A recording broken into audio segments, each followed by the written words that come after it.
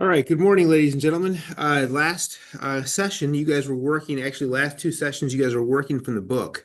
Today, you'll be getting a note card and you're going to be assessing yourself. Now, I already have grades in the book for you for a lot of this work, but I want you to show me how you assess yourself. And so I'm going to give you directions for this. And then after I finish the directions and you've had a chance to score yourself on this note card and you hand this note card in, I'll tell you what we're going to be working on in the video for the rest of the day, and you'll be able to get started. So you'll look here on this first page. This has the question that it has was think about the resources that wolves and beavers in Yellowstone might share. Record at least three possible connections between wolves and beavers. Did you have three possible connections? If so, that would be you would put down number one and how many points you earned. It doesn't have to be correct. It just has to be three different points that go from wolves to beavers. Okay, it could be like wolves wolves eat beavers would be the easiest one, right? You could have wolves, something to do with trees, and beavers eat trees. Wolves hide in the trees so that they can hunt their prey, and beavers eat trees. That would be another one. It doesn't matter which yours three are. This is a maximum of 3 points.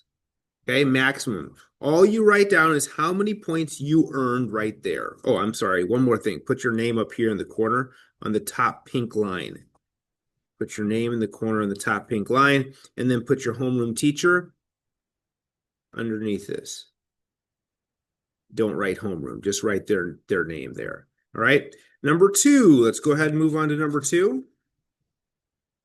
You will notice there are three answers here. There are 8 answers here. You'll get up to 8 points here. The correct answers are grasses should be producers, raccoons consumers, turtles, herons, fish are all consumers, water lilies and algae are both producers, just like the grasses, and earthworms are decomposers. So that will be a maximum of 8 points. If it's correct, you just give yourself the point for it. If it's wrong, you don't give yourself the point for it, right? You didn't earn it. Here, you'll notice I just wrote down 2 points.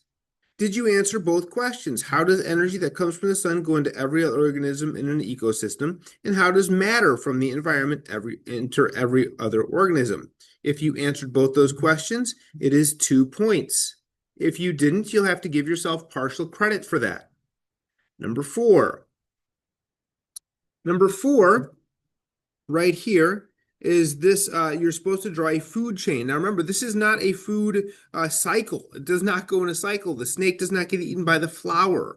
All right. If they had earthworms there, you could be decomposers from the snake all the way back, that the energy goes into the flower, but it doesn't have that. It just has flower, grasshopper, iguana, snake. So this is worth up to 2 points. You only get 2 points if it's perfect. Flower, grasshopper, iguana, snake. You could draw pictures, you could do whatever you wanted, but you just needed to show how energy, okay, goes through these organisms, okay, how the flow of energy goes from one to the other. Remember, it's not a cycle, it goes from one to the other.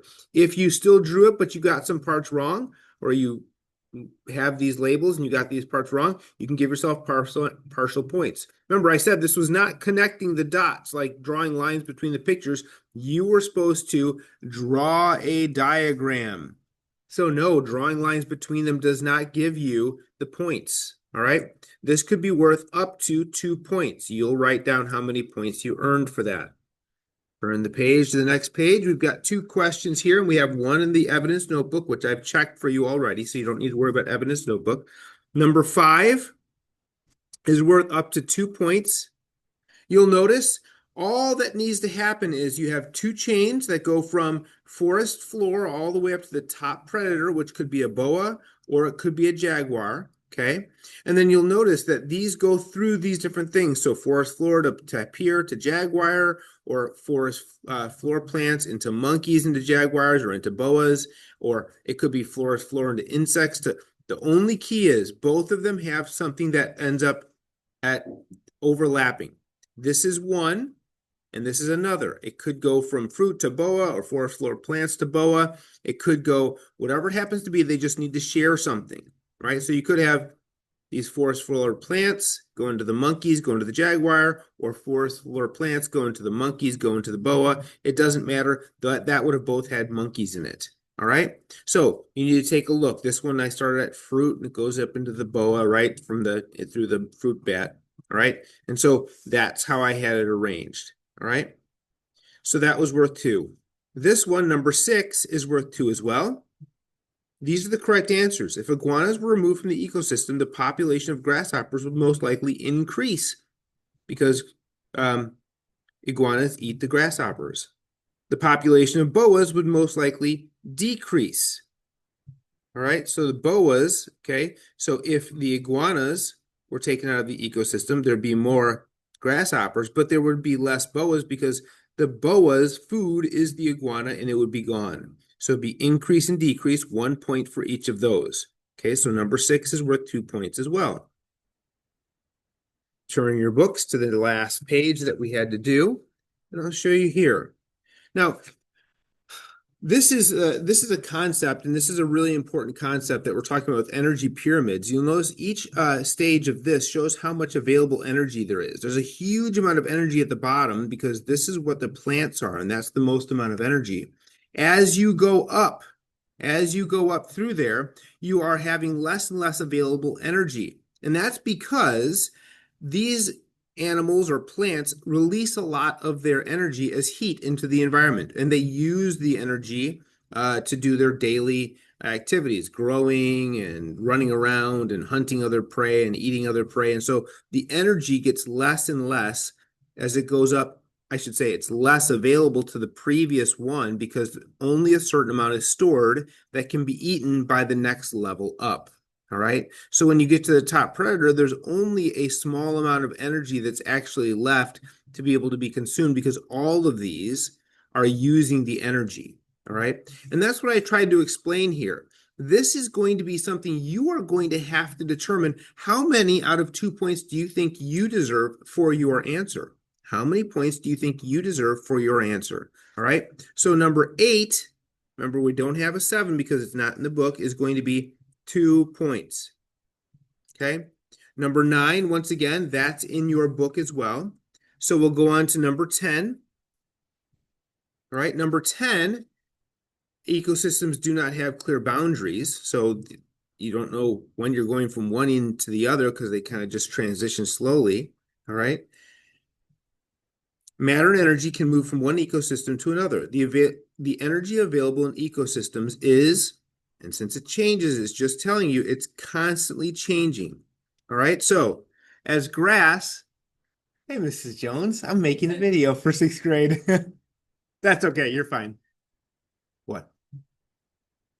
Some Cubs fans and put a bunch of Cubs stuff in my. No, I will be a Cubs fan. Good. Just wondering who I'm at. No, not me yet. No problem. All right, so a little interruption for Mrs. Jones here in the morning as I'm getting ready for today. Number 10. So it's constantly changing, and as grass-seeking wildebeest migrate from the Serengeti of Tanzania to Kenya each year, the energy available in the Serengeti decreases. Remember, they're migrating; they're leaving one area. So that leaves less energy for the lions that would hunt the wildebeest or any other animal that would hunt it. So the energy decreases. This answer right here, oh, that's worth 2 points. Once again, 1 for each correct answer. And finally, number 11. Okay, this just needs to have an answer. If you have a full sentence answer for number 11, awesome. You have a full sentence answer. I said here that water or wind could move energy from one system to another or matter from one system to another. That would be fine. There's a lot of answers you could give. As long as you have an answer, that gives you your 1 point. All right. So this is how it gets scored. Don't write these answers down unless you thought you were perfect for everyone, which is possible. Some people had great answers, but be honest with this. And then let's total this up. This is 11, 13, 15, 17, 19, 21, 23, 24. So your total, what you're going to write right here, is how many you had, how many points you earned out of 24.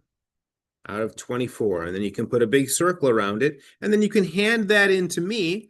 And then what you'll get to work on after that is going to be, you're going to be taking a look at how matter is cycled in the ecosystem, and you're going to be talking about the water, learning about the water cycle, the carbon cycle, and the nitrogen cycle today. All right, so those three cycles are what you're going to be learning about, reading about, answering the questions. There are questions to be answered in there. There are evidence notebook questions to be answered. So you'll answer number 12, you'll answer number 13.